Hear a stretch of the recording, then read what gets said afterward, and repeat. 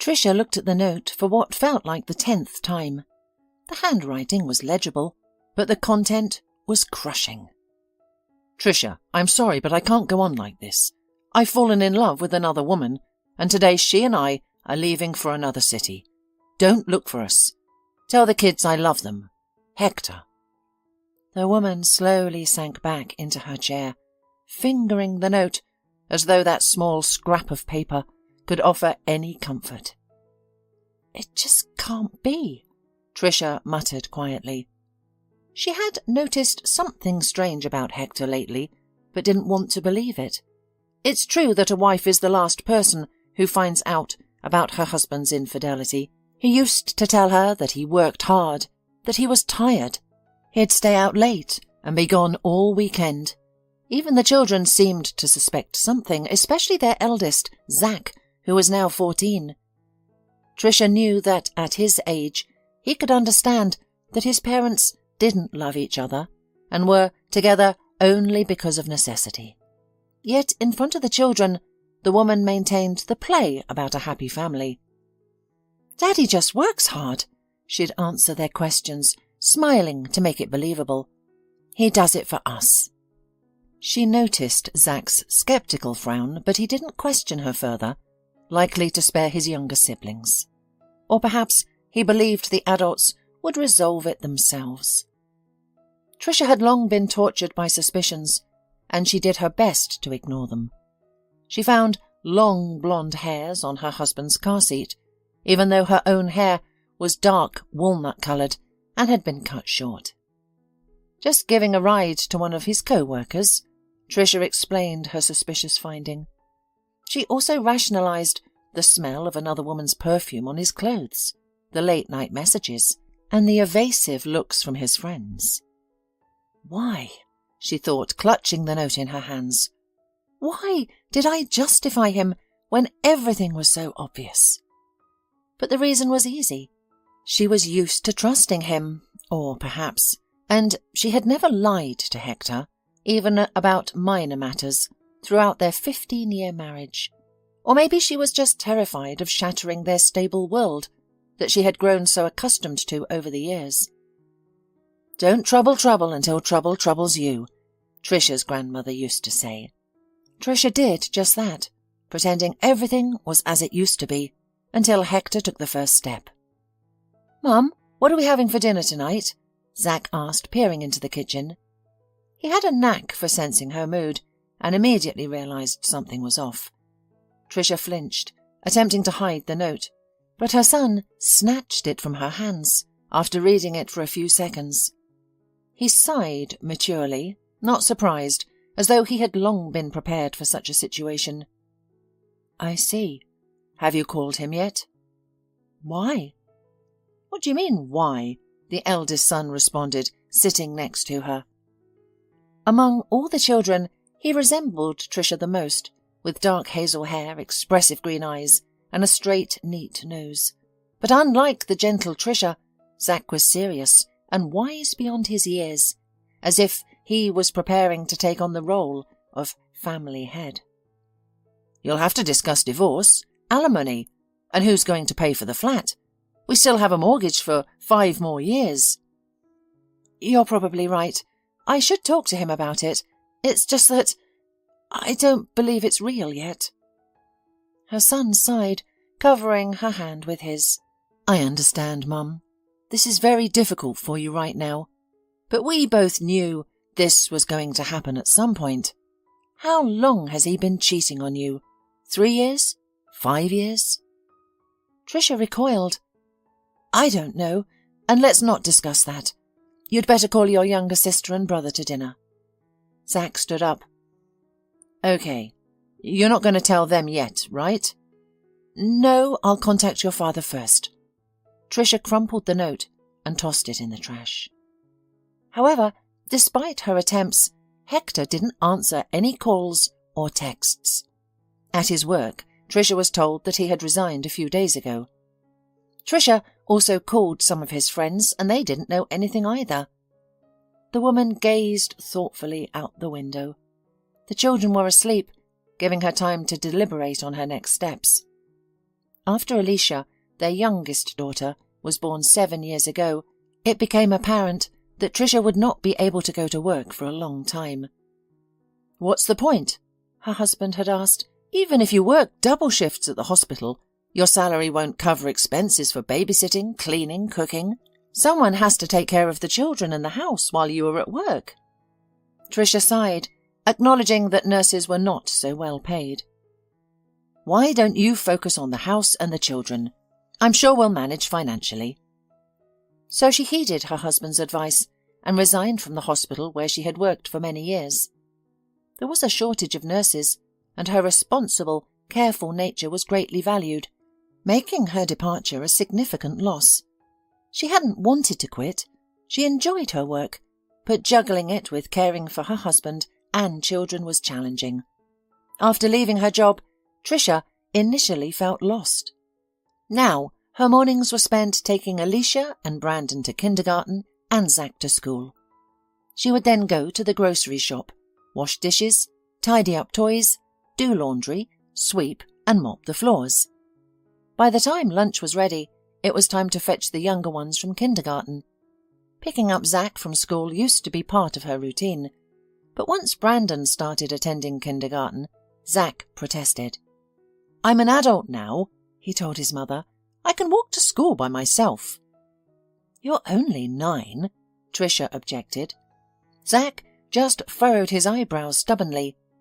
"The school is near the house. You already have 2 children to pick up from kindergarten, and then there's me. I'm embarrassed to walk with my mum, like a little kid, honestly." His mother sighed and agreed. Once Zach decided he was unyielding. Over time, Trisha assimilated into this home life routine and could hardly remember her working days.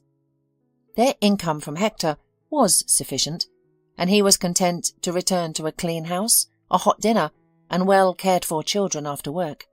And his wife no longer smelled of iodine and other medicine. However, now Trisha was at a loss about what to do. She hadn't worked for 7 years. They still had a few more years to pay off the mortgage for their apartment. The money she had could last for a month or 2 if they cut all expenses. She hoped Hector would come to his senses and call, but she had a gut feeling that wouldn't happen. What should she do then? Where should she get money? Trisha had no one to help her. She didn't know her father, and her mother had passed away 5 years ago. "I need to find a job," Trisha thought, "or we'll end up on the street." The woman sitting across from Trisha glanced at her resume again and sighed heavily. She pushed her heavy metal-rimmed glasses down to the tip of her nose. It was nearly the end of the workday, and the employment officer wanted to get it over with and go home as soon as possible. But now she had to deal with this situation. A 30-year-old woman, the mother of 3, who hadn't worked for 7 years, having last been a nurse in a hospital. "I don't know what to suggest to you," she said. "I assume a daily duty or even full-time work wouldn't suit you." Trisha sighed and gestured dismissively. The woman snorted in displeasure. "Then I have nothing to offer you." "Nothing at all?" Trisha asked for clarification. "Yes," she said briefly, but seeing the look of desperation on Trisha's face, the woman tried to reassure. "I still have your phone number. If anything comes up, I'll call you." "Thank you," Trisha said, smiling before she walked out and carefully closed the door behind her. Once outside, she got into her old black Toyota, a car she had purchased before her marriage. Leaning back in the driver's seat, Trisha exhaled slowly. "It's okay," she muttered to herself. "I'll overcome everything." She mentally counted her remaining money. It was enough to last another month. She had already minimized her expenses, but didn't want to compromise on her children's needs. However, if she couldn't secure a job, she'd have to cut back on her activities. She considered selling her belongings. Her clothes and shoes weren't particularly valuable, but she could pawn her jewelry, laptop, and perhaps the TV in her bedroom. But what's next? Would she have to take the full-time job? What about the kids? Leave them alone from morning till night? Of course, Zach is 14, Brandon is 10 and Alicia is 7. They are not babies, and Zach has been saying that he can cope with the younger ones. Feed them, take them out of school, make them do their homework.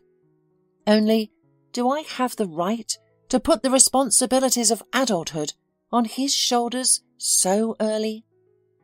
But 2 weeks later, Trisha had a sudden phone call. "Hello?" she said carefully into the receiver, a sense of dread creeping over her as she anticipated an offer for some credit or a tale of a suspicious transaction on her card. Unexpectedly, the pleasant female voice on the other end surprised her. "Hello, my name is Mary Austin. Your number was given to me by the Employment Service. Are you still looking for a job?" "Yes," Trisha replied hastily, embarrassed by her own impulsiveness. "Good." The woman seemed genuinely pleased. "It says here you have many years of experience as a nurse, and you have worked with critically ill patients?" "That's correct," Trisha confirmed. "I'd like to ask, would you consider a position as a caregiver?" Trisha hesitated for a moment. She had never worked as a caregiver, but she reasoned it couldn't be much harder than nursing. If she could manage an entire ward, she could certainly handle one seriously ill person. "I would need to know all the conditions first," she answered cautiously. "Of course, I'll tell you everything," Mary Austin promised. "Would it be convenient for you to come to my office tomorrow morning at 10 o'clock? "Yes, of course." "Great. I'll text you the address. See you tomorrow. I'll be waiting for you." "Goodbye," Trisha replied, ending the call. Her heart pounded inexplicably. It was too early to celebrate, but the spark of hope had been reignited. After dropping the kids off at school, she drove to the appointment.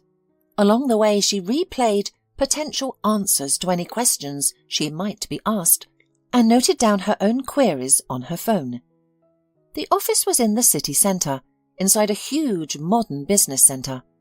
As Trisha stepped into the immaculate, almost silent elevator, she surmised that Mary Austin must work for some very affluent people. "Good afternoon, who are you?" A young, pretty girl, likely a secretary, greeted her in the reception area. "I have an appointment here for an interview at 10 in the morning," Trisha informed her, "for the position of caregiver." "Oh," the girl replied, surprised, yet sympathetic. But she quickly regained her composure and smiled politely. "Please sit down. I'll check everything." Trisha sat down and the secretary called on the phone and asked something quietly and quickly into the receiver. The answer was apparently positive. She then stood up, smiled at Trisha again and said, "Miss Austin is expecting you. Please come in." Trisha was escorted like royalty. She was slightly unsettled, doubting a mere nurse could receive such treatment. She even wondered if there had been a mix-up. "Hello," Trisha said briefly as she entered the office. Mary Austin was an attractive woman around Trisha's age. She had black hair tied neatly in a low ponytail, an expensive pair of glasses, and was clad in a business suit. "Good afternoon. Please have a seat." She gestured to a soft chair opposite hers. "Our records show you have extensive experience as a nurse, including care for critically ill patients. You're also interested in a caregiver position?" the woman asked. "That's correct." "Good. I represent the interests of a client who needs such a caregiver. He has been paralyzed below the waist for several years and suffers from several cardiovascular, respiratory and digestive diseases," Mary explained. Trisha nodded, showing she was attentively listening. "Physically, your work won't be strenuous. The entire house is adapted for my client's needs. It has a motorized wheelchair, elevators, handrails, etc. Medical tasks will be simple. Injections, pills, drips, and so on. Nothing you wouldn't know how to do as a nurse." "I see," Trisha said. Mary paused, as if choosing her words carefully for her next question. Then she asked, "I guess you have children?" Trisha swallowed. From that moment, the woman at the employment centre began to look at her in such a way that it became clear that she would never get a job. But there was no point in lying. "I have 3, Trisha replied.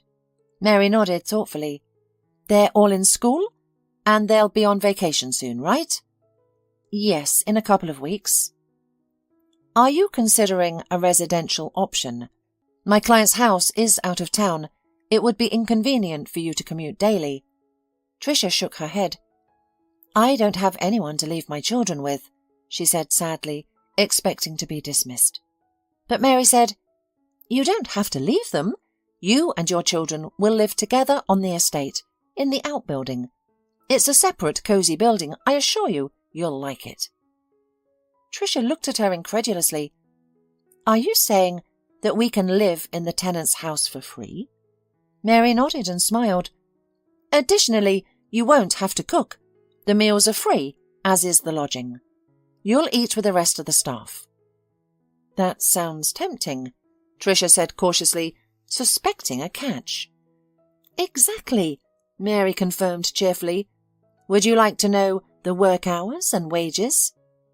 "I would," Trisha replied cautiously, and Mary swiped across her tablet screen and turned it towards Trisha, whose eyes widened. "This is the weekly pay," she explained. In a week? Trisha was even more surprised. So much. "Yes," Mary sighed a little too humanly, distracting from her flawless business image. "I understand you're expecting a catch, and there is one." Trisha pressed her lips together, slowly nodded, and looked questioningly at Mary, who removed her glasses and tiredly rubbed the bridge of her nose. "My client is a unique individual with a challenging character. Not everyone can get along with him," Mary said finally. Trisha exhaled in relief. "That's it? I've encountered all sorts of people in my years at the hospital. We didn't receive additional pay for dealing with difficult personalities." "It's not quite that simple. I can't guarantee a stable work schedule. Essentially, if my client decides he needs you at 2 a.m., you will have to wake up and be there." "But everything you'd mentioned before is accurate?" "Yes. The salary, as I previously mentioned, is paid weekly due to high staff turnover. You and your children will live in a separate building and have meals provided. If you or the children need transportation, a car with a driver will be available. So, in return, I must care for an irritable elderly millionaire and be ready to serve at any moment." "You could say that." "I'm ready," replied Trisha. "When can we start?" After some time spent on paperwork and waiting for the children's holiday to start, they finally packed up and headed to Mr. Arnold's estate. "Mum, is he some sort of madman?" Brendan asked. "We're going to an isolated place." Trisha flushed, aware that the driver Frank was listening. He had been sent by her new employer. "Brandon," Trisha scolded, "we're not just going anywhere. It's a closed settlement. Mr. Arnold is an ordinary person. Please mind your words when you meet him. This job is crucial to me." "Mr. Arnold will likely only meet you," Frank interjected. "He isn't fond of new people. Also, he instructed me to take you directly to the outbuilding." "I see," responded Trisha. Shortly afterward, they arrived at the settlement. "Wow," Brandon explained. "If there are people living here, they must be very wealthy." "Brandon," Zach chuckled, while Alicia almost hit her forehead against the glass, straining to see everything. Once they drove through the entire settlement, they reached a large area enclosed by an elegant yet tall wrought iron fence. The driver pressed a button on a small black remote and the gate swung open. "We are now entering the estate grounds," Frank commented. They drove for a while along a road lined with neatly trimmed trees. A massive modern house made of glass and metal loomed ahead. However, the car veered left and didn't head towards the mansion. A few minutes later they pulled up to a small, tiny wooden house. Upon entering inside, Trisha noticed that despite its compact exterior, the house was surprisingly spacious inside. The small entryway led directly into a living room that also served as a kitchen and dining room. A large ensuite bathroom was available, and, most importantly, there were 4 bedrooms. "Wow!" Brandon squealed. "Am I getting my own bedroom?" Trisha smiled. "It appears so." In their apartment, the brothers shared a room, while only Alicia had her own. Zack gazed at his mother and smiled. "He's all grown up now," thought Trisha suddenly. "He needed a separate room a long time ago." Meanwhile, Frank had already brought in all their things and said, "Settle down, rest. They'll probably call you for dinner in about an hour. That's when you'll meet everyone." "Thank you, Frank," said Trisha sincerely. He smiled. "It was a pleasure to meet you all. I hope you enjoy it here and decide to stay." In the hour they had, everyone managed to unpack their things and start getting used to their new surroundings. "Mummy, I really like it here," exclaimed Alicia, running up to Trisha and hugging her legs. Trisha smiled and stroked her daughter's hair. "I'm very glad," she said. "I hope you won't get bored here while I work." Just then there was a knock at the door, and a tall, fair-haired, brown-eyed man entered the cottage. He was dressed simply in a white t-shirt and black jeans, but his confident demeanour suggested that he played a significant role there. "Good afternoon, everyone," he greeted first. "My name is Nick. I'm Mr. Arnold's assistant and the manager of this house." "Pleased to meet you," she replied. "My name is Trisha, and these are my children, Zack, Brandon, and Alicia." "How do you do?" greeted the children in unison. Nick smiled. "I'm very glad. I'm sure you'll liven up our sleepy kingdom. Now, let's all go have lunch." He led them down a path that led to the side entrance of the mansion. Through this door they entered a large, cosy kitchen. "Here are our newcomers," greeted a cheerful woman's voice. Trisha saw a slightly overweight woman in her 50s. "I'm Sarah," she said. "I'm in charge of food in this house. Please join us at the table." Trisha introduced herself and the children, and they took their seats at the table. There were about 10 other people there, all employees of the manor. They introduced themselves to Trisha, but she was so nervous that she merely smiled and nodded in response. Nick sat to Trisha's right. "Don't worry," he whispered in her ear. "You'll remember everyone in a couple of days." "How do you know what I was thinking?" Trisha asked. "It's not difficult. When I got a job here myself and everyone was introduced to me, I thought the same thing." Trisha grinned. Her initial fear had subsided. Everyone seemed very nice and friendly, and the kids were well behaved. After lunch, Nick took Trisha to meet the boss, while Frank volunteered to give the children a tour of the estate. When Nick and Trisha stopped in front of the office door, her employer's assistant looked her gently in the eyes and said, "Trisha, remember any comments that Mr. Arnold makes are not personal. He is just an elderly man with a difficult past and a bad temper. That's why we're offering you a good salary and luxury conditions." "Thank you for saying that, Nick, but don't worry, I'm tougher than I look." "I'm sure you are." Nick smiled, and then he knocked and opened the door. "At last," came a creaky old voice. "I thought I was going to die in here before any of you decided to come in. I wonder why I pay you all such a high salary." In a chair by the window sat an old, hunched man. Trisha immediately thought he was the type of character depicted in books as an evil old relative to a poor orphan. It was clear that Mr. Arnold was once a tall and robust man, but age had made him frail, drawing him closer to the ground. His shoulders remained broad, even a little proudly so. With his short grey hair, stubble, long straight nose, tightly closed lips, and eyes that were angry and prickly, he looked at Trisha coldly. His eyes, once probably blue or green, were now so faded it was hard to tell. With those eyes, he studied Trisha as if scanning her, checking what was inside her. "Who is it?" he asked Nick, ignoring Trisha as if she weren't capable of answering.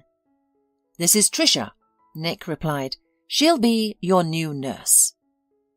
"Hello, nice to meet you, Mr. Arnold," Trisha said, unwilling to stand around waiting to be addressed.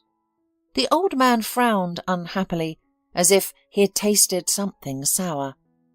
"Yes," he said. "They get worse every time. Fine. Nick, we'll see how we can work with her later." The assistant gave Trisha one last smile and left. Without Nick, Trisha instantly felt vulnerable, but she was unwavering in her decision to not let her mentee ruin her mood. She needed this job. She liked the cozy house where they were located, and she appreciated not having to go anywhere. And she certainly had no plans to leave within a week. So, Trisha composed herself, smiled, and said, "Well, where should we start? Maybe I should shave you first. You look more like a homeless man than a millionaire." Why did I say that? She thought in horror. I wanted to discuss my skills, how I'm a highly qualified nurse.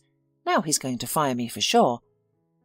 Mr. Arnold raised his thick eyebrows and unexpectedly burst into laughter. "Like a homeless man," he exclaimed. "Well, if that's the case, lead me to the bathroom." "Where's your bathroom?" she asked. The old man rolled his eyes. "Now, that's professionalism at its best." He pressed a button on the arm of his chair and started moving. Trisha had no choice but to follow him. Mr. Arnold led her to a large, spacious room. Trisha had a few seconds to take in her surroundings and was amazed at how conveniently everything was arranged. She found a cape, shaving foam, and a shaving machine. "Do you even know how to use these?" Mr. Arnold asked doubtfully. "I do," Trisha replied calmly. "The last time she used it was a while back, when she was still working at the hospital. One of the patients asked her to shave him before neck surgery because he couldn't do it himself. His hands were shaking." "I'll manage," Trisha thought. After finishing her work, she looked at the result with satisfaction. "There," she said, turning her ward towards the mirror. "An entirely different look." Mr. Arnold saw himself and was aghast. "What have you done, you fool?" he shouted. "Couldn't you at least leave a few millimeters? Why did you cut everything to 0? Now all my wrinkles and folds are visible. I look like I'm about to die." Trisha swallowed but decided not to show fear. "It's unhygienic," she said sternly, "and it looks better on you. Trust me as a woman."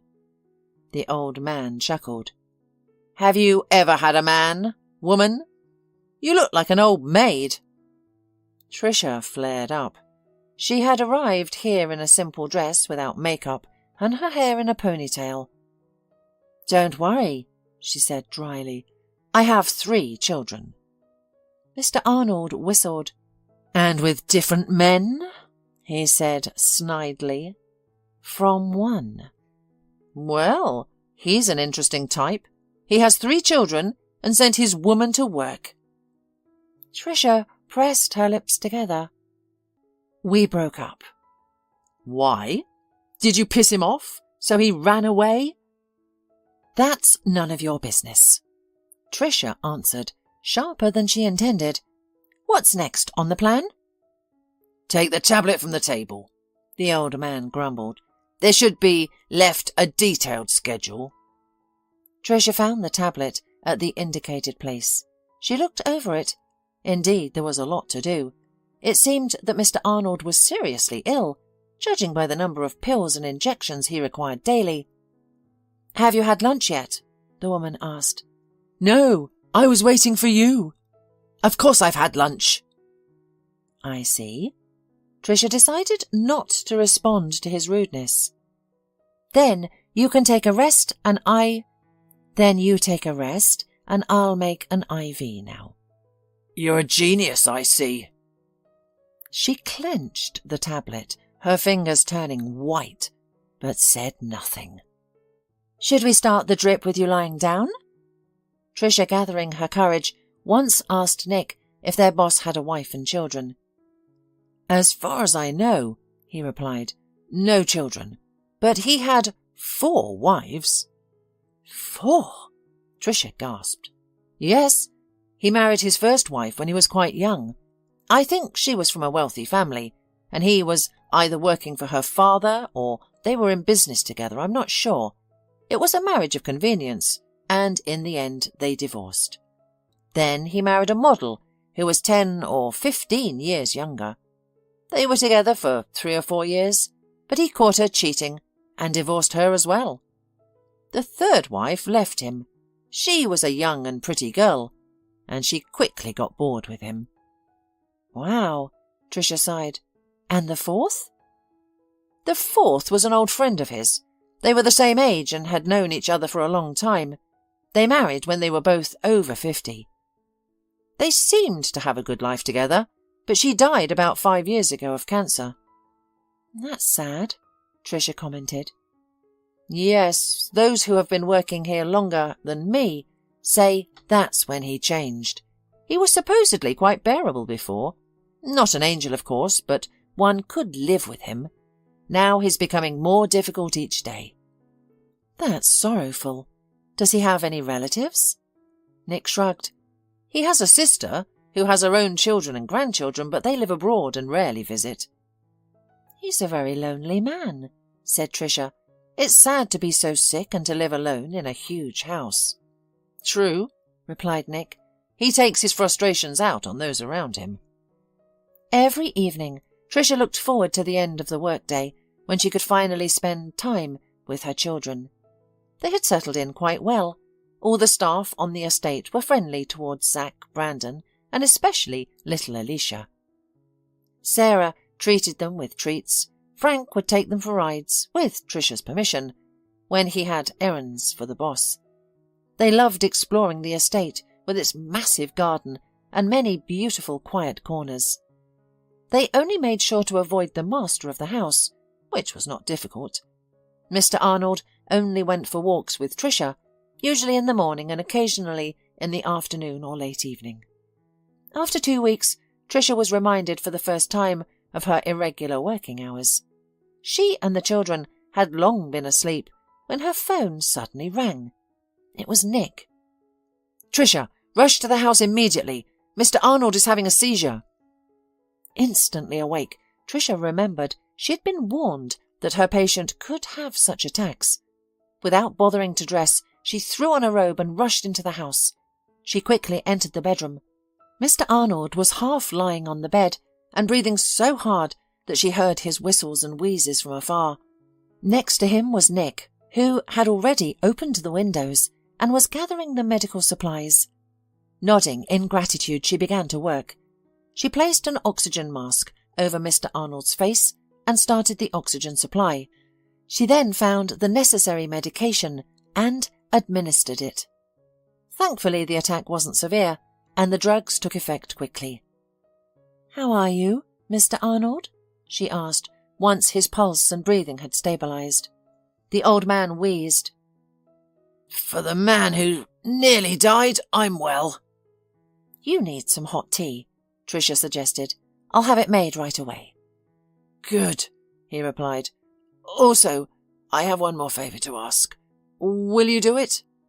Trisha nodded. "Yes, of course. What is it?" "Hurry up next time, or you'll be too late." Trisha felt her sympathy for the old man evaporate. "I'll try," she replied coolly. "I'll go and arrange for the tea." After she had asked for the tea to be made, Nick came into the kitchen. "How are you?" he asked. "Fine." "That's just the way he is. He'll play the scumbag till the end, even when he's dead." "Play?" Trisha asked. "That's the way he is in my mind." The manager sighed and ran his hand through his hair. "You know," he said in a confidential tone, "I sometimes think the boss isn't really like that. He just decided at some point that this was the only way to communicate with the world, and he's now afraid to act human." Trisha shrugged her shoulders. A noble version, Nick, but I'm sorry. I believe he's being sincere. Nick smiled. Would you like some coffee? He suggested. No, I'd rather go to bed. Good night. Good night, Trisha. The next day, when Trisha and the children came for breakfast, Nick made an unexpected announcement. Trisha, you have the day off today. Why is that? She wondered. The manager shrugged. The chief said so. His sister's visiting him with the kids. I guess they'll look after him. Trisha frowned. And the injections? The drip? Nick waved his hand. Don't worry, we call a nurse from a private clinic. And why doesn't she come every day? Why do you need me? The boss doesn't like new people. Sarah suddenly chimed in with a smile, who was serving cheesecakes to the children. That's why he insists on having someone permanent, someone who knows all of his habits. I see, Trisha replied. She added mentally, so he drives people crazy and makes them quit. A permanent slave is more pleasant to abuse than nurses from a private clinic who will be different every time. She didn't say it in front of the children because she wanted them to believe she had a good job. We've almost all been given the day off, Frank chimed in. If you don't mind, Trisha, and you guys too, I can take the kids to the zoo, and we can stop for lunch somewhere on the way. Hooray! Alicia cried joyfully.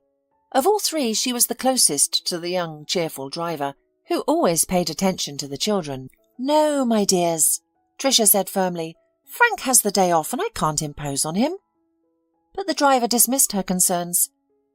Don't worry, Trisha, he said. I'm going to the zoo with my nephew, who's 10. I can take your kids too. It's not a problem for me. Trisha looked at the children with doubt. We'll behave, Brandon pleaded with his mother. Zach shrugged his shoulders, saying, I'll go if I have to. All right, she sighed. Then I'll go get the money. You don't have to, Frank replied. The boss always leaves us money for small expenses. Don't even worry about it, Sarah assured her. After breakfast, Frank and the children went to the garage to start the car. Only Nick and Trisha remained in the kitchen. Do you have plans for the weekend? Nick asked Trisha. I'm not sure. I guess I should go to the city and check on the apartment. Nick perked up. Do you want to go together? I've got a couple of the boss's errands to run. It won't take long, and then we can check your apartment.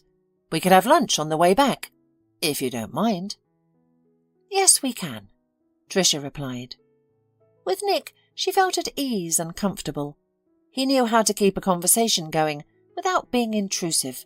He spoke interestingly about his current affairs without revealing too much.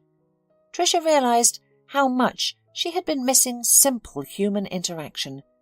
After she resigned from her job, her life revolved around her husband and children. She had friends from college and work, but they had their own lives, husbands, children, work, and couldn't meet too often. After Hector's leaving, she retreated into her troubles.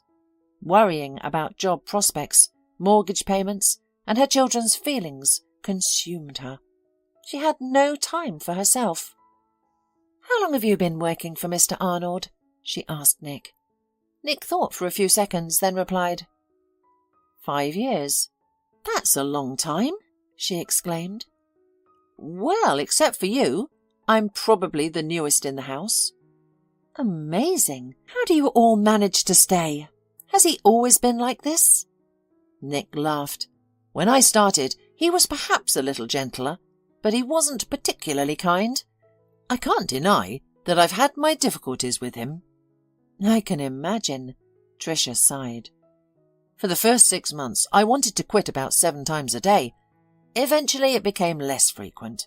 Now, I don't think about it at all, Nick confessed. Trisha frowned. Why? Is it the salary? It plays a part, yes, but it's not the only reason. What else, then? Trisha was curious. Nick seemed so smart and confident. Unlike her, he could probably find many great jobs elsewhere. Experience, Nick replied. I not only manage the house, but also help Mr. Arnold to conduct business remotely. Although he looks so weak and decrepit, his brain is still sharp, and I'm doubtful I could find another job that would let me learn how to manage such large capital." "I see," said Trisha, "but your life seems to revolve around Mr. Arnold. Don't you find that a pity? I assume your wife and children hardly see you at home." Nick laughed. "Of course I don't look very young," he said, "but I'm only 33.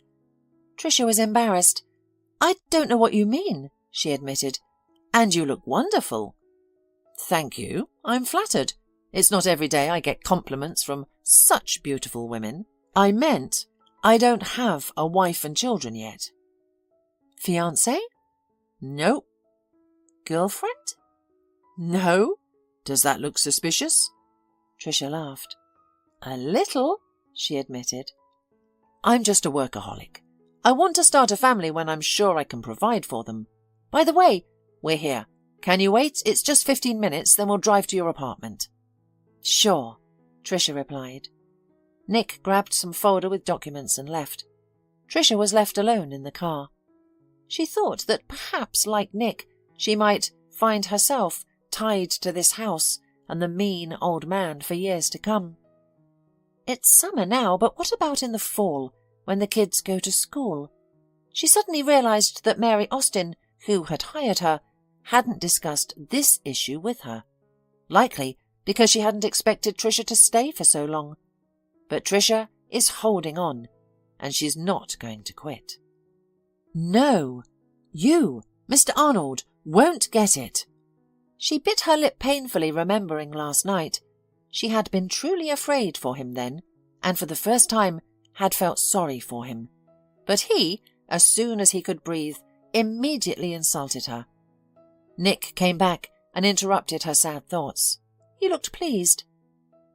"Let's go to your place?" "Let's go." It was unlikely, as if anything could happen there, but Trisha was still more used to being in control. "Now for lunch," said Nick cheerfully. "I'll show you a wonderful place." "I don't think they cook there as well as our Sarah does," laughed Trisha. "Oh, yes," Nick sighed, "but I'll still try to surprise you." He took her to a large French restaurant situated on the top floor of a high business centre. The pleasant music playing and the air conditioners operating at full blast were a welcome respite from the hot summer day. They were led to a table with 2 comfy sofas by the window, offering a view of the river and the bridge. "Would you mind if I chose for you?" Nick asked. "Go ahead," Trisha cheerfully responded. "I am not familiar with everything here anyway." "Fine," Nick replied. When the waiter came up, Nick pointed his finger at several items on the menu without showing Trisha. So she didn't know what to expect, and was very surprised when the first thing they bought her was a glass of red wine. "It's only lunchtime, isn't it?" she reminded her companion. "So?" Trisha sighed, unable to find any other argument. "And you won't have any?" "I'm driving." "Right." The wine was a balanced mix of moderate sweetness and tartness. Trisha savoured the taste, realising that she couldn't recall the last time she had simply sat and spent time leisurely with a glass of wine. "Thank you," she said. "This is the most wonderful day of last year." Nick smiled. "Wait to thank me," he said. "The meal hasn't arrived yet." "Tell me about yourself," Trisha requested suddenly. "You're quite the mystery to me." The man's eyebrows rose in amusement. "Now that's a confession. Why am I a mystery?" "It's just that I know nothing about you," she admitted. "Neither do I about you," Nick retorted. "Fair enough, but let's start with you." Nick hummed in agreement. "Well, let's. I'm not from around here, born in a small township far away from here. I attended an ordinary settlement school, grew up in an ordinary family. But I always had big ambitions. That's why I decided to come here. It wasn't easy, but I managed. My student years were fun, then I got a job, then I changed 5 more jobs until I got to Mr. Arnold. And the rest you know." There's a feeling that you skipped a lot in your story, Trisha remarked thoughtfully. Who knows? Maybe I'll tell you about it later. Now we are going to talk about you, he urged. Okay, well, I don't have anything interesting either. I'm from here, but I was raised by my mum. I never knew my father, and my mum didn't tell me much about him. She was a music teacher, so we lived modestly, she confessed. Did you go to music school? Trisha sighed. Oh, yes, 2 long years of my life. I only remember one tune now. My mother made me play it most often. Everything else faded from my memory. I've played it so many times that if you woke me up at 2 a.m., I'd play it with my eyes closed. What's the tune? Bach? Chopin? Tchaikovsky? No, it's not classical, that's for sure. Honestly, I don't even know. My mum never told me who wrote it. I have a theory that she composed it herself, but I can't confirm it, she shared. Do any of your children go to music school? No, Trisha responded curtly. Unlike you, I didn't study very well, Trisha continued. For some reason, I suddenly decided that I wanted to be a nurse. I thought it was a beautiful, noble, and romantic profession. It is, said Nick. Not a bit, sighed Trisha. No, I don't regret it.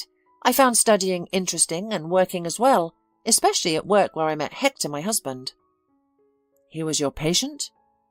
Yes, I had just started working and I didn't know how to do anything myself.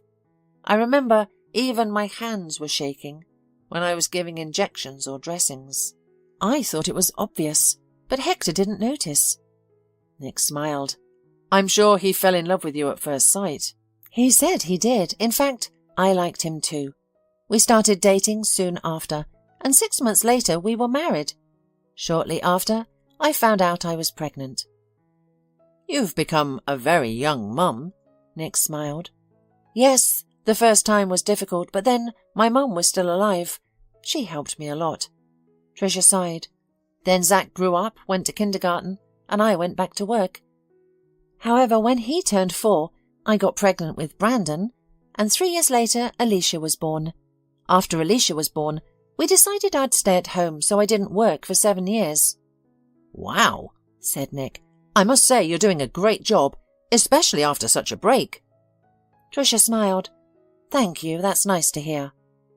Can I ask you a personal question? Nick asked. Trisha took another sip of wine. Why did I split up with my husband? Yes. He left me, Trisha confessed, possibly influenced by the wine. He just left a note saying he was in love with another woman. He didn't even talk to you? Trisha shook her head. What about the children? He didn't even say goodbye to them either. How awful! And child support? Trisha smiled sadly. It's all right. I'm fine now. That's why you're hanging on to this job. Exactly. They fell silent for a few minutes, contemplating the conversation they just had. Then Trisha asked, What about your love life? You're only 2 years younger than me. I can't believe you haven't had a serious relationship. Nick smiled sadly. I have, and quite a long one. When I was still at college, I dated an ambitious girl. We both had ambition, but our goals were different. My ambition was career-focused, while hers was to find a successful man. Aren't you a successful man? Asked Trisha in surprise. Well, thank you for such a compliment. It's hard for me to assess myself. Then I say you are a successful man, interrupted Trisha. Much obliged, replied Nick with a smile. Well, regardless, my girlfriend at the time did not see me as a successful man. She broke up with me, saying she deserved better. A very foolish woman, Trisha commented. After that remark, I need to get you more wine, said Nick, signalling the waiter. So she left me and I decided to become a successful man so she would come back to me. And how's that going? Great! Along the way I realized that I don't want to be with a woman who doesn't value me for who I am, but for my social status. Trisha nodded. And I don't want to be with a man who left, leaving only a note on the table, she said. Nick smiled sadly. I fully support such a wise decision. In the morning, Trisha awoke with difficulty. Her head was throbbing, her mouth was dry, and the sunlight streaming through the curtains seemed unbearably bright. I've overslept. I probably didn't even set my alarm clock last night. But the clock indicated that it was still early. Trisha showered and brushed her teeth. Ensuring that the children were still asleep, she quietly went to the main house. Sarah was already bustling about in the kitchen. "Oh, Trisha," the woman greeted her cheerfully. "Good morning. You're up early today?" "Yes," Trisha replied hoarsely. "I seem to have had a wild day off yesterday." Sarah smiled understandingly. "You'll be fine. In an hour you'll be as cheerful as a 15-year-old schoolgirl." Soon she placed a large cup of fragrant tea, redolent with berries and herbs, before Trisha. "The best cure for a hangover," Sarah declared confidently. "And eat this." She placed a plate with a large sandwich with meat, lettuce, tomatoes and eggs in front of Trisha. "This is the most delicious thing I've ever eaten in my life," Trisha said blissfully as she ate her breakfast. "You're magic." "Thank you," Sarah replied, embarrassed. By the start of the workday, Trisha had recovered significantly, and Mr. Arnold was unusually amicable today. Perhaps his meeting with his relatives had influenced him, but he barely critiqued Trisha's actions and refrained from derogatory remarks. "You're surprisingly quiet today," Trisha commented during their traditional afternoon walk after lunch. "It's not evening yet," Mr. Arnold responded, but without malice. "Those are your children, right?" He pointed to Brandon and Alicia, who were chasing each other around the fountain. Zach was sitting on a bench reading a book with one eye and keeping an eye on the younger ones with the other. "Yes, mine," answered Trisha, fearing a reprimand. But Mr. Arnold simply nodded. "They're good kids, and they seem friendly." "Thank you," Trisha replied cautiously. "Are you raising them alone?" The boss continued his unexpected interest. "I'm alone now," she replied.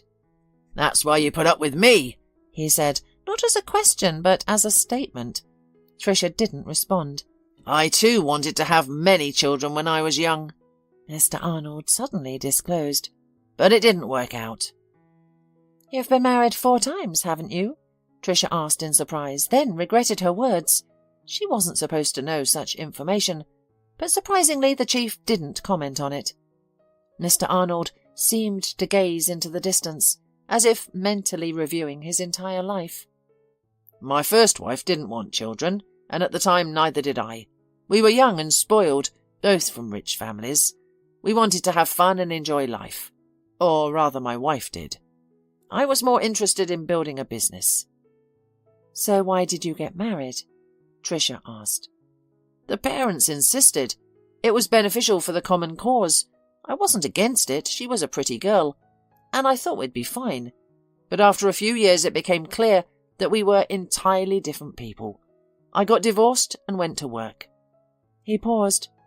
"Could I have some water, please?" Mr. Arnold suddenly asked. Trisha quickly handed over the bottle. Mr. Arnold took a sip and continued. "I have almost nothing to say about my second and third wives. I married them for status. They were young and beautiful. I thought it would be great, but each time I quickly realized it wasn't what I wanted.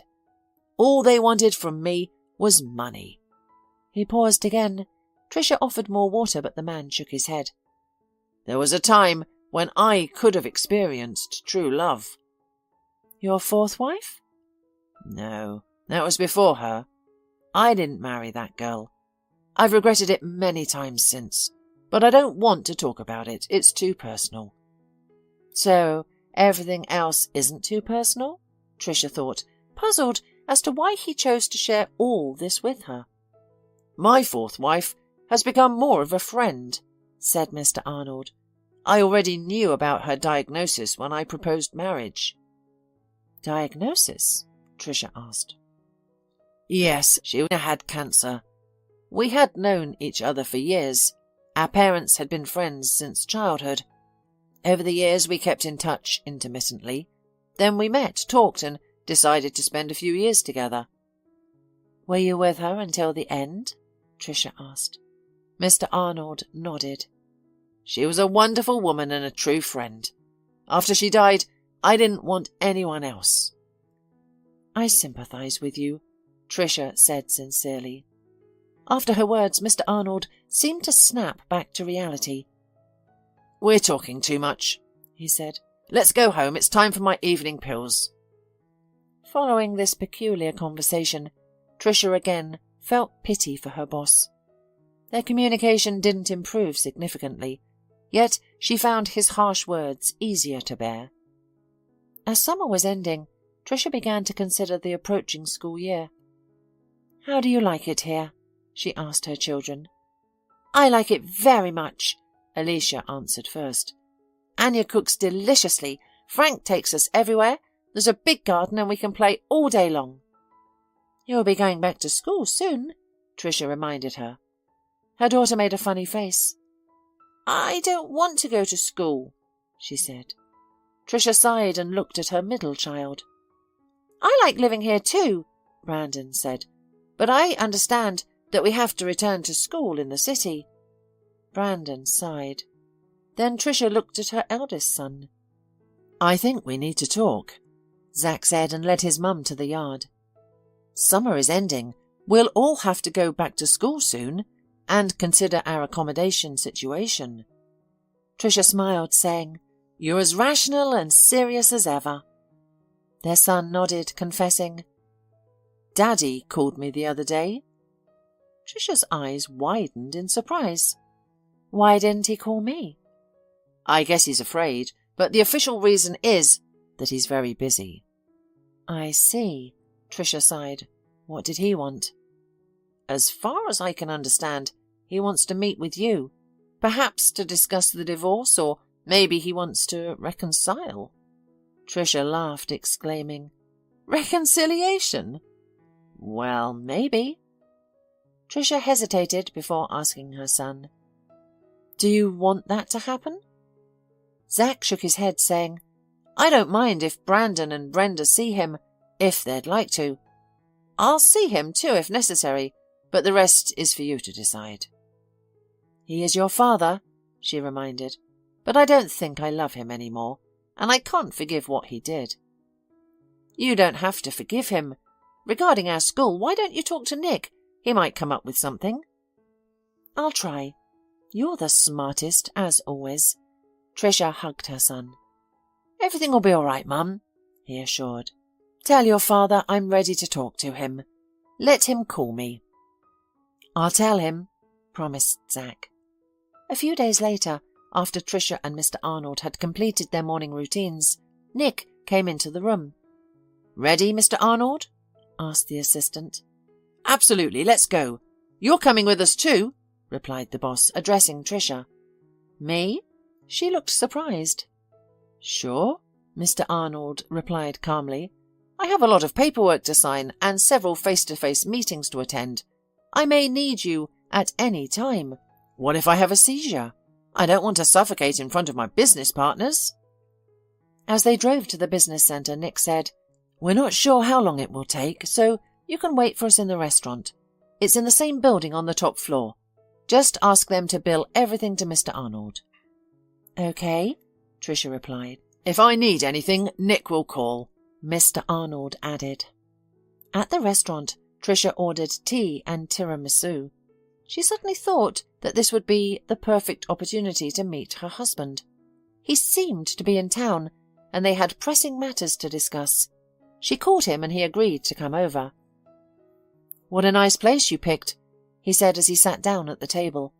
Hector had not changed much, except for losing some weight. You look wonderful, he complimented. Thank you, Trisha replied. You too. He shrugged shyly. I'm glad you called. Trisha sighed. We should have talked a long time ago, at least to decide when to file for divorce. That's precisely what I wanted to discuss, Hector said, and moving closer, He gently placed his hand on hers. "Perhaps we were hasty," he suggested. "Maybe we don't need a divorce." "We were hasty?" Trisha asked incredulously. "It was you who left me. Left a note and didn't even say goodbye to the children. You didn't answer calls or messages and just disappeared from our lives as if we meant nothing to you after 15 years of marriage." Hector squirmed uncomfortably in his seat. "Forgive me," he said. "I don't know what came over me. It was like some kind of lapse of mind." Trisha sighed and pulled her hand free. "I won't ask you how long you've been unfaithful or why you decided to leave.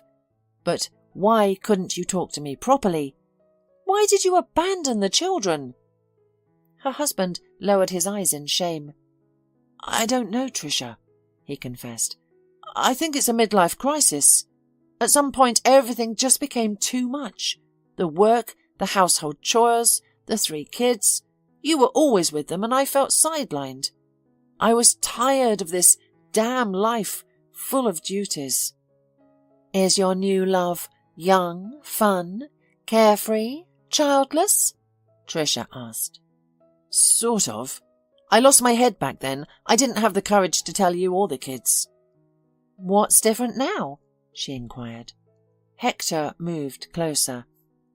"I've realized how much I've missed you and the kids," he confessed. "I want things to go back to how they were." Trisha slowly shook her head. "Nothing has changed," she said. "We'll reunite and you'll run off with another girl in a few weeks." "I won't do that," the man insisted. Trisha sighed. "Hector," she said, "I've had time to think. I can't forgive you, and my love for you has faded. I think we need to agree on a date to file for divorce." His face changed, and Trisha watched the facade of tenderness and remorse disappear. "Then we need to discuss property division," he said. Trisha was taken aback, but agreed. "Your car is yours, mine is mine, and the apartment is for me and the kids." Hector disagreed. "No, let's sell it and split the money equally," he said sternly. "Equally? When I'm raising 3 children alone?" Trisha retorted. The husband was embarrassed but continued to stand his ground. "I had been paying the mortgage for it, and you didn't work. You sat on my neck." "Oh, really? But I was taking care of the house and the 3 kids, and now I'm paying the mortgage. You left me out of the blue and didn't even help the kids. You can't imagine what I've been through these past few months." "Then let's get back together, and we won't have to split the apartment," the man pleaded. Trisha sighed. "No, Hector, I've already said my piece." "That's how you talk." The husband's voice lowered to a snake-like hiss. "Who's going to want you, alone with 3 kids? Do you think any man but me will look at you? You're just a stupid domestic chicken. All you can do is cook soup." Tears flowed from Trisha's eyes. It hurt to hear such words from the father of her children, the man she had loved for many years. "Go on, play hard to get," her husband continued. "You yourself will come to me on your knees." "She won't," a familiar male voice sounded behind Trisha. Before she could see what happened next, Hector suddenly flew across almost the whole restaurant and collapsed on the floor, and Nick rubbed his hand that had just collided with Hector's jaw. "It was tough, but perhaps instructive," Mr. Arnold commented. Trisha looked around and saw her boss. He looked as pleased as a cat for some reason. "And you are here?" she said in amazement. "Did you hear everything?" "I heard enough," he said dryly. Hector got up from the floor, pressing his palm to his bloody face. "We'll talk to you again," he said to Trisha. "Wow," Mr. Arnold said admiringly. "I should get out of the estate more often. It turns out it's fun here." "Shall we go home?" Nick asked Trisha. "Let's go," Trisha replied quietly, wiping away her tears. At home, he was sent to the kitchen to drink tea and calm down. "We have something to discuss with the boss," said Nick. "And you just relax for a while. I'll call you." But Trisha couldn't relax. She kept replaying what had happened in the restaurant. "Probably they will dismiss me. I doubt Mr. Arnold needs a troubled caregiver who gets his assistant into fights in the middle of the business centre. And what about the apartment? Do we still have to split it in half? Where will I and the kids live then? What if I have to find a new job?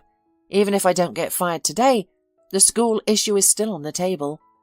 The woman's head was filled with so many problems. "Trisha, let's go."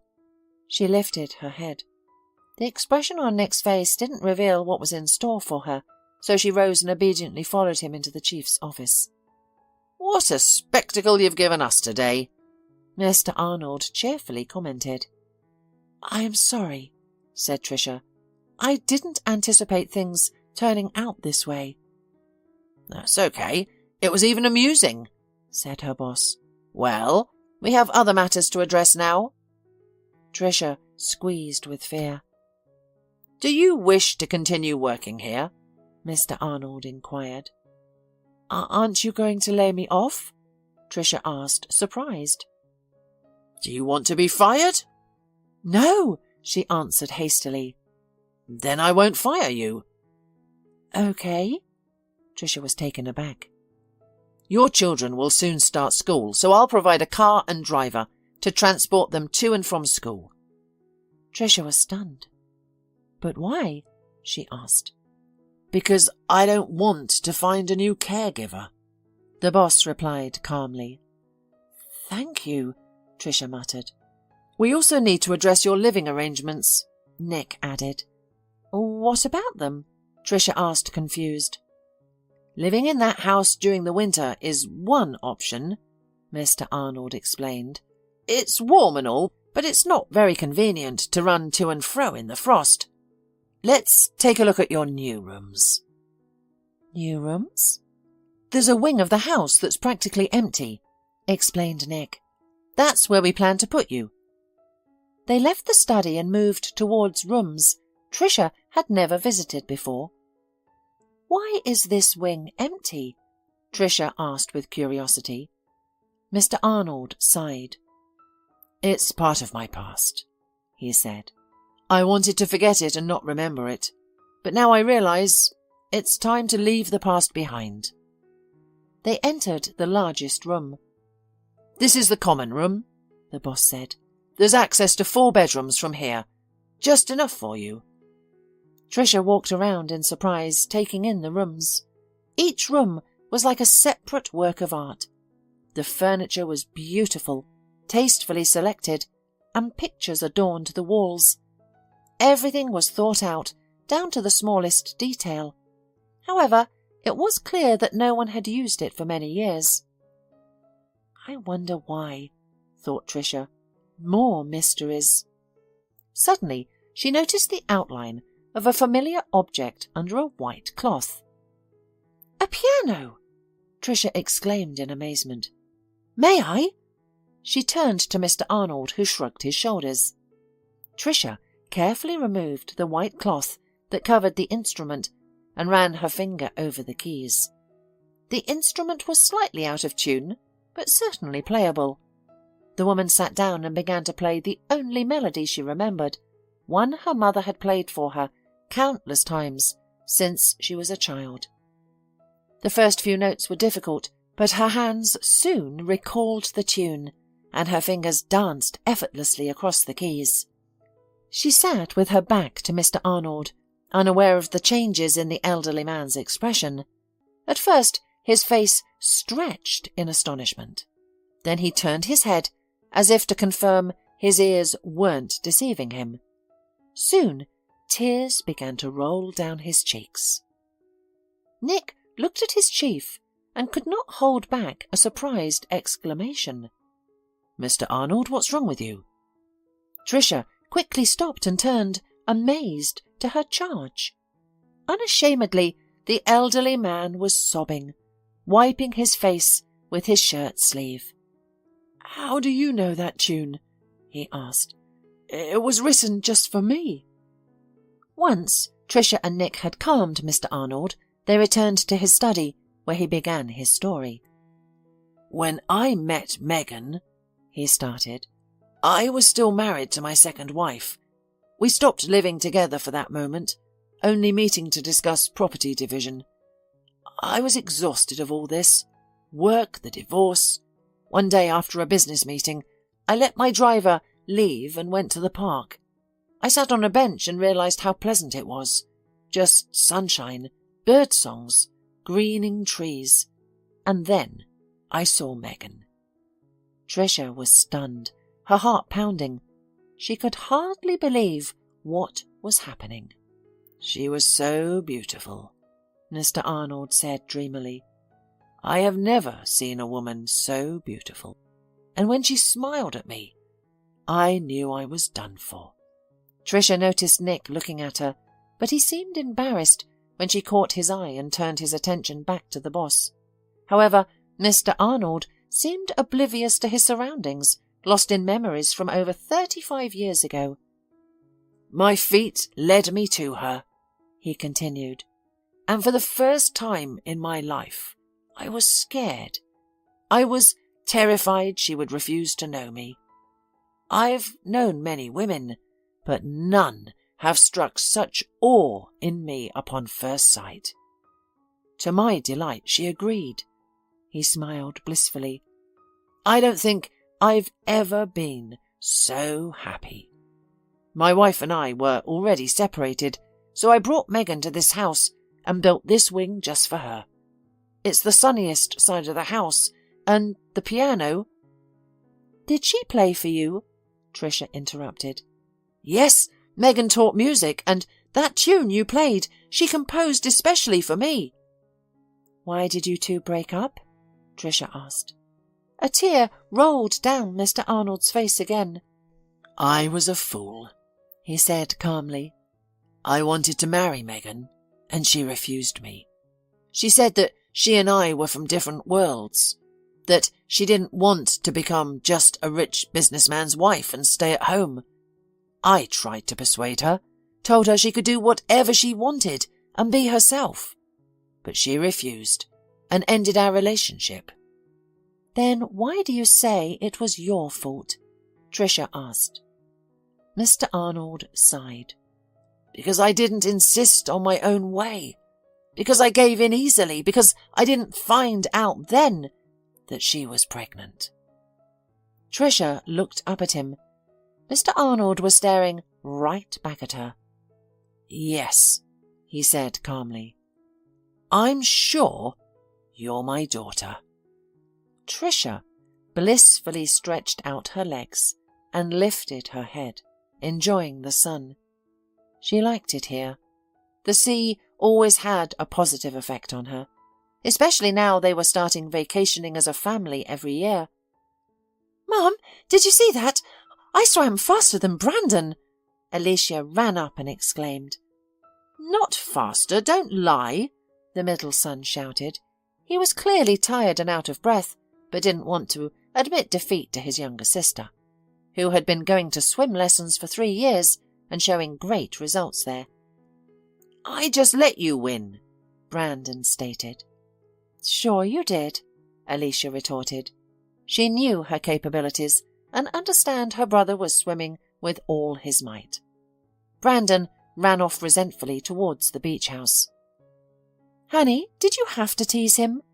Trisha gently reprimanded her daughter. "Okay, go take a shower. We'll go to dinner soon." After her daughter had run off, Trisha stretched, reluctantly got up from the sunbed and walked toward the house. She saw Zach lying in the hammock, as usual, talking on the phone. Again with his girl chattering, Trisha thought.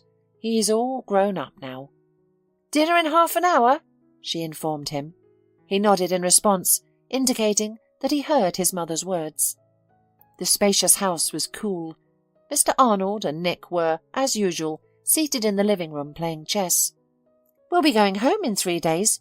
And you haven't even gotten a tan, Trisha sighed. She playfully ruffled her husband's hair and gave her father a kiss on the cheek. Don't worry, Trisha, her father reassured her.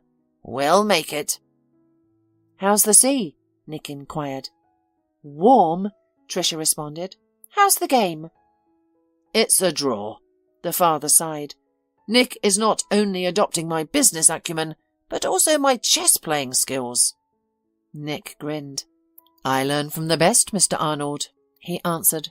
By the way, checkmate. Oh, you? Mr. Arnold swore. Suddenly, Alicia appeared. Grandpa, what did you say? Feigning severity, Mr. Arnold coughed in embarrassment. Young lady, that's a phrase you're legally not allowed to say for another 8 years. Alicia laughed. We have worse swear words at our school. And then she dashed off to the shower. We need to change schools, Mr. Arnold stated decisively. I won't have my only granddaughter learning such language. Then we may have to change grandfather too, Trisha said, laughing, because Alicia hears such words most often from you. A fair point, her father conceded, sighing. I'll try to swear less often. Trisha smiled, looking back towards the sea.